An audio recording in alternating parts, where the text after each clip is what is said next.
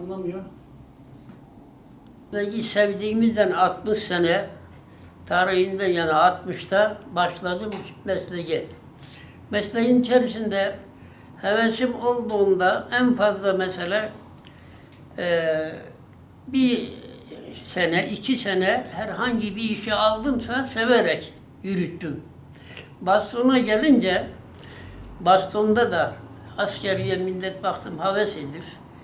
Ben başladım bastona 2 sene askere gitmeden yaptım. Ve bunları da çeşitli böyle motif olarak, güzelce motifler olarak yaptım. Milletin şeyi döndü bizim bu tükene. Ama oradan askere gittim. Askerden askerliği yaptım. Orada da yaptım. Komutanıma verdim. Geldikten sonra devamlı olarak 62-63'te devamlı olarak başladım bastona. Fakat okuma yazmam yok değil. Bunun yanında çevrede mesela alınacak kuvvetin takımım yoktu. Sonradan aldım. Bastonun şeyinde daha çok çalıştığım için bir ara geldiler. Bu tezgahlarımı topladı götüren müzeye. Şimdi bitişseldir benim o tezgahlarım. Heves edip çalıştıkça bastonda şeyim arttı. İtibar arttı.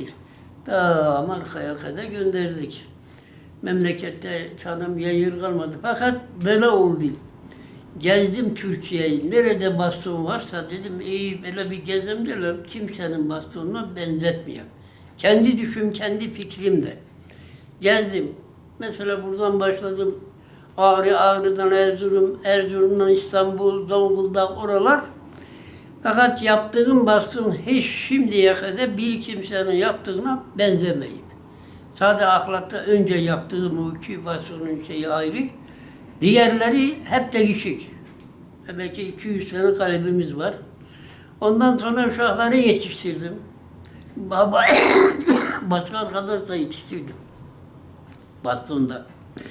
O bakımdan işte o günden bugüne